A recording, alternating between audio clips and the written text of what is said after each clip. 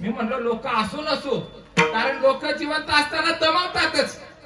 मला सांगा आता आपला चांगला कार्यक्रम आहे वारकरी पाव चांगला शेतकऱ्याला पाहिजे असा पडना, पण ही जिरंगाट पडते काय कार्यक्रमात. म्हणजे दम दम हे काय आहे, दमवण्याचं काम करते. यम काय यम नावे, दम काय दम नावे.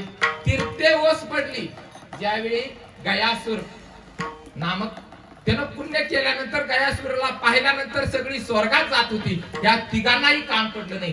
दम म्हणजे दमवणं. आता दमवणं म्हणजे काय, म्हणजे तुमचा चांगला कार्यक्रम असेल त्याला जिंगाट पावसाळ्यात म्हणजे ते दमवणार आहेत. तसं माणसं आपल्याला दमवलं, माणसाबद्दल काय नाही. दोन माणसं असते आपल्या कीर्तनाला तरी आनंदानं, कारण त्या भगवंताची आवड असणारी माणसं तिथं खिचून येतात. त्यांना दुजापणा नसतं.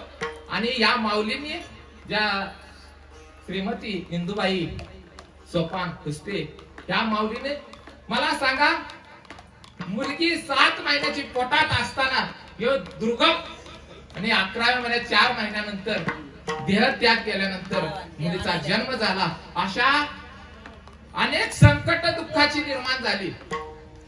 आणि अशी दुःखाची संकट झेलत झेलत झेलत आता बघितलं वय तिचं म्हणजे शहीद होऊन 66 वर्ष रेकॉर्डनुसार झाले. 1958 साली किंवा 60 साली त्यावेळी रेकॉर्ड असेल. 1960 साली शहीद झाले.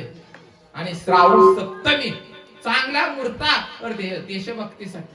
म्हणून अशा सुपुत्रासाठी कुणाला धन्यता दिली जाते, आई वडिलांना. कारण ते कसे असतात, कुळी कन्या पुत्र होती जी सात्विक, अशी सात्विक असतात. देव देश धर्म ज्यांच्या रक्तामध्ये विणला ना, असे जे सुपुत्र आहेत त्याच्या आई वडिलांना धन्यता दिली. धन्य माता पिता धन्य माता पिता